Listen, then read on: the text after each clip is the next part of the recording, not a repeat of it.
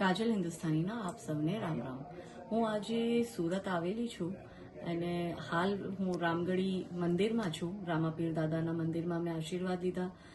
આજનો અમારો લક્ષ્ય એ છે કે અમે બધી બહેનો જે પણ સુરતમાં અને આજુબાજુના ગામડામાં મહિલા સન્માન અને સુરક્ષાના વિષયમાં જેટલા પણ સંગઠનથી કે મંડળથી જોડેલી છે બધી બહેનો સાથે એક સમન્વયના ઉદ્દેશ્યથી આજે એક ચર્ચા વિમર્શ રાખ્યું છે, જેનો મૂળ સ્વરૂપ એ છે કે આપણે મહિલાઓને સશક્ત કરવી, લવ જિહાદ જેવી જે ષડયંત્રો આપણા સમક્ષ છે ને એમાં આપણે બહેનો દીકરીઓની કેવી રીતે રક્ષા કરવું એ બી, અને બહેનોને કેવી રીતના આપણે આત્મનિર્ભર બનાવવું, એ બધા વિભિન્ન વિષયોમાં અમે આજે ચર્ચા કરવાના છે.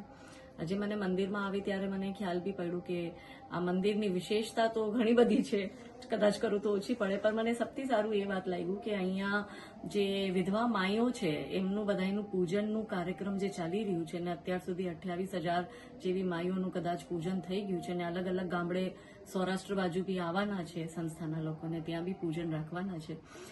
આપને ખ્યાલ હશે કે યુદ્ધકાળના સમયમાં સમાજમાં એક અત્યારે માનસિકતા એવી થઈ ગઈ છે કે વિધવા એટલે કે કમજોર.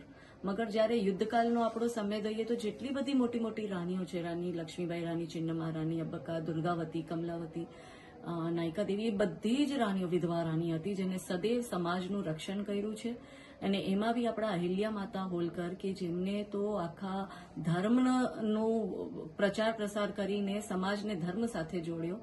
એવી અનેક બધી માતાઓ હતી કે જેને સમાજને સારું સ્વરૂપ આવ્યું. તો સમાજમાં બહુ મોટો રોલ બજાવ્યો છે એમને. માટે જે પણ સમાજમાં વિધવા બહેનો છે, મારે એમનાથી એ જ અનુરોધ છે કે આપ કમજોર નથી, આપ શક્તિશાળી છો, અને જેટલું શક્તિ ને શૌર્ય આપણામાં છે એવું કદાચ સામાન્ય મહિલામાં ઓછું જોવા મળશે. માટે આપની શક્તિને આપ જાણો અને સમાજ સાથે ને આ બધા કાર્ય સાથે જોડાઈને બહેનો દીકરીઓની રક્ષણ માટે અમારી સાથે જોડાઓ એવી મારી વિનંતી છે. મીડિયાના માધ્યમથી આપને અઢળક લોકો જોઈ રહ્યા છે, શું કહેશો? હું અત્યારે એ જ કહીશ મીડિયાને કે જો આપણા અત્યારે મેઇન ચુનૌતીઓ આપણે જ્યારે મહિલા સન્માન અને સુરક્ષાના વિષય લઈને નીકળીએ તો બહેનો દીકરીઓ ઉપર જે લવ જિહાદના ષડયંત્રો વધી રહ્યા છે ને સુરત એનો હોટસ્પોટ છે, ઘણા બધા કેસીસ સુરતમાં આવે છે.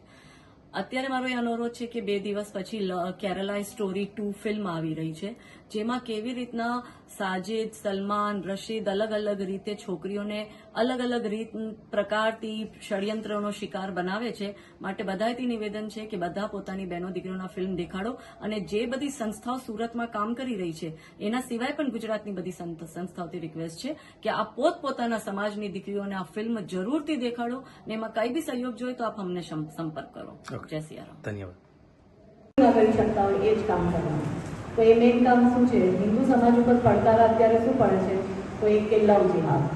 લવ જિહાદ શું? તો પાછળ મારા માજી આમાં માથું હલાવે છે તો માજી તો લવ જિહાદ એટલે માજી શું?